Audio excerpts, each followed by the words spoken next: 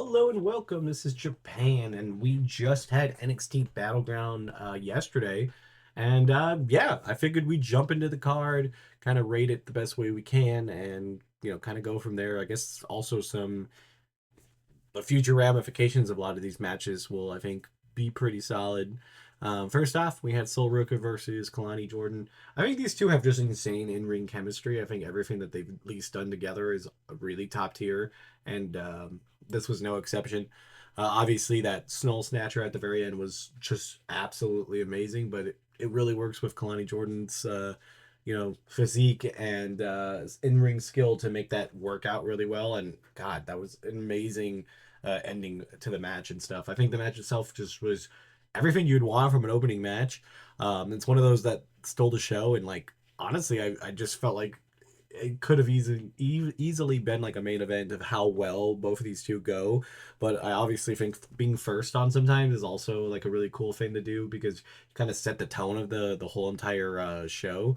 I feel like it's like main event orbiting match. Those two are just like the main things you want to kind of look at least in like the American promotions. When it's like other promotions, I feel like it's not the same. Like Stardom and Marigold always feels like it definitely ramps up. But I always feel like U.S. promotions kind of start strong and then they kind of put the middle and then like then it goes from there. But that could just be me. But I put this match up in S tier. It was phenomenal. It was a great match. If you just want a really fun and crazy match, honestly, I felt like they could have gave him another like 5-10 minutes, and it was still would have even just still been cooking. But yeah, Soul wins and retains, and I think it's going to set up a future thing with Zarya and stuff. I think that will be a pretty good feud. But she's been a great North American title champion. I mean, she's a double champ with being the speed champ. I think it's been a great decision. She's just a really solid in ring person. I can't wait to see what she does in the NXT stuff, in the future. Because I mean, she's definitely a future world champion in the making, at least out in NXT, if she doesn't get called up before that. Next up, we had a kind of random six-man tag event. It was Hanging Tank. We have Josh Briggs versus the Calling. A lot of this just felt out of the blue. I mean, honestly, I think the wrestling itself was okay. I think the story and everything going before that wasn't too crazy. Having the tag team champs in here just kind of felt odd. I mean, the whole thing just was an okay match. I'd put it in C. I don't think I could put it any higher. The match was semi entertaining, but it's one of those that definitely, if they want to make the card a little bit better, they could have easily just got rid of it because there was no story. And I think the wrestling was better than what the story was, which is still fine, but it just still wasn't that much. I'd probably put the story in D, and I'd probably put the wrestling in B. So I think C is a perfect thing. And then when we go to the next match, which is Stacks versus Tony, I think it's the opposite. I think the story was a B, but I think the wrestling was like a C or D.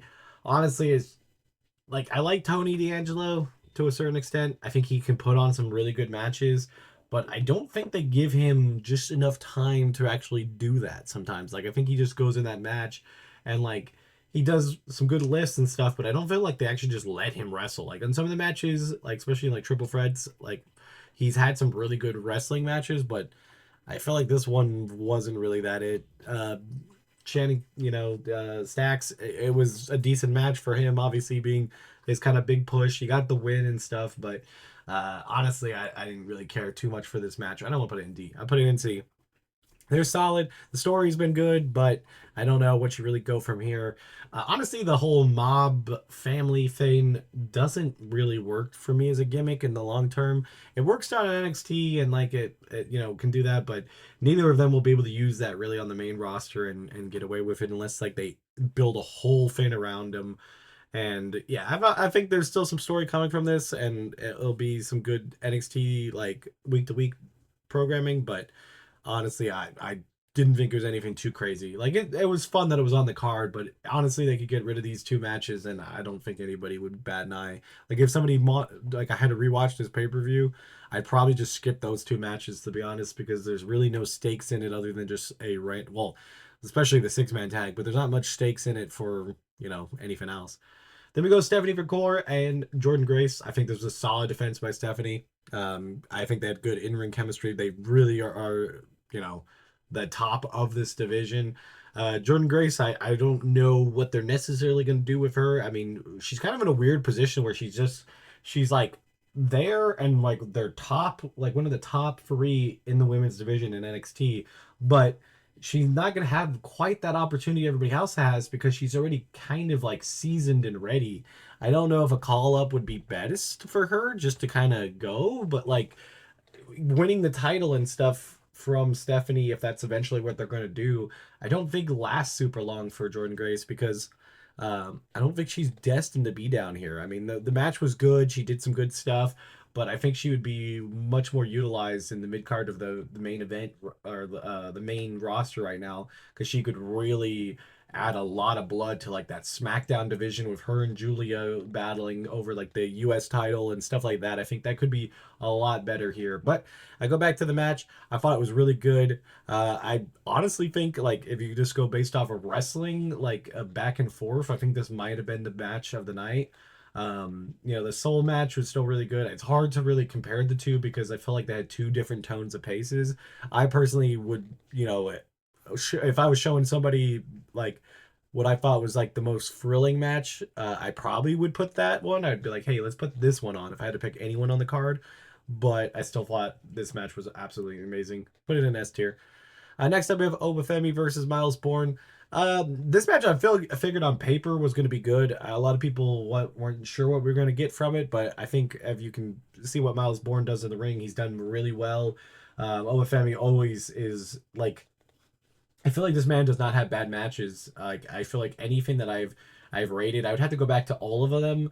Uh, Especially, I can't imagine anything being lower than A, which is what this is going to be. It was a phenomenal match. There was a lot of good stuff. Obviously, they have some pretty good back and forth. I like the story coming into it. I don't know if it's necessarily the ending. I think they definitely could. I did like that Obafemi kind of gave him his flowers and kind of been like, yeah, you did good. I think that was a good little touch to everything.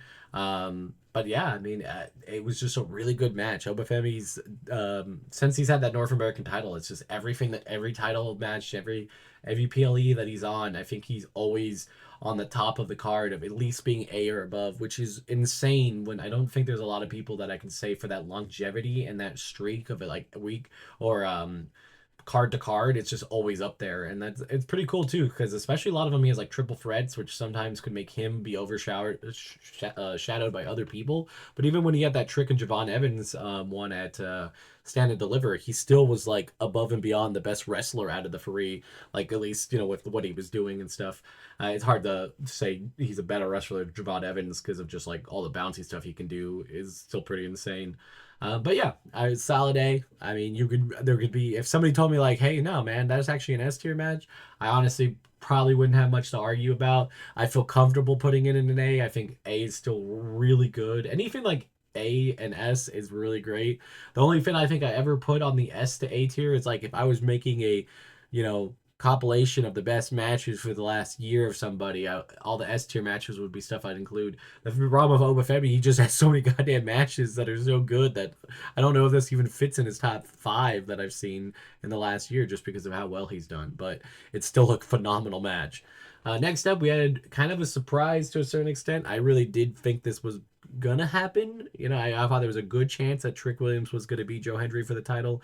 I mean, obviously, TNA is one of those things where it's like you wouldn't want your title to be lost on a WWE event, but if you're gonna lose the title to a good okay, Trick Williams is good on the mic, he's good in the ring, and he's young. That is the perfect candidate to have as a champion, even if it's temporary and lasts like I say his title run doesn't last more than 60 days, but whoever beats him will be extremely over, especially if it's not Joe Hendry. If it's just somebody else that they build up, I think that will be something that they can't replicate. This match in general, I thought was okay. Obviously, Joe Hendry has his own limitations in the ring. I don't think he's like I would not say he's a bad wrestler, but I'm not expecting him to go out there and put a 5-star match on.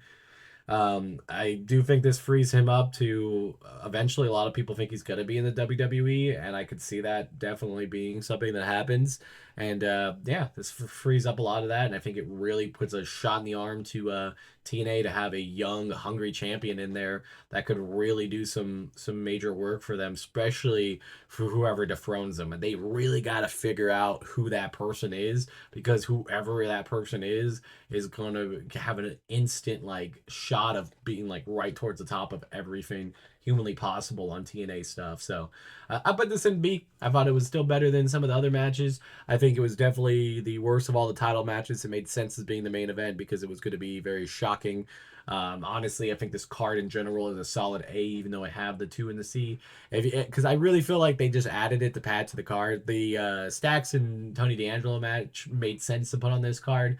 The 6-man tag that's just a glorified NXT regular match. They did not need that here. I think they just wanted the tag team titles to be shown off here.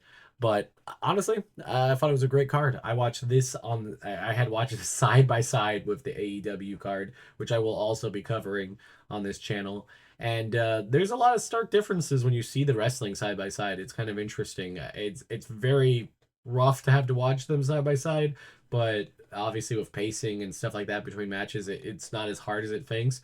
But God, like it just you could really see a difference between the promotions when they're side by side. But yeah, that was the card. I hope you guys enjoyed. If you guys like these videos, I have videos every day. Plus, right now until the end of the month, we're gonna have double videos because there's just so much stuff going on that just is what's gonna happen. But until next time, this has been Japan. Bye, guys.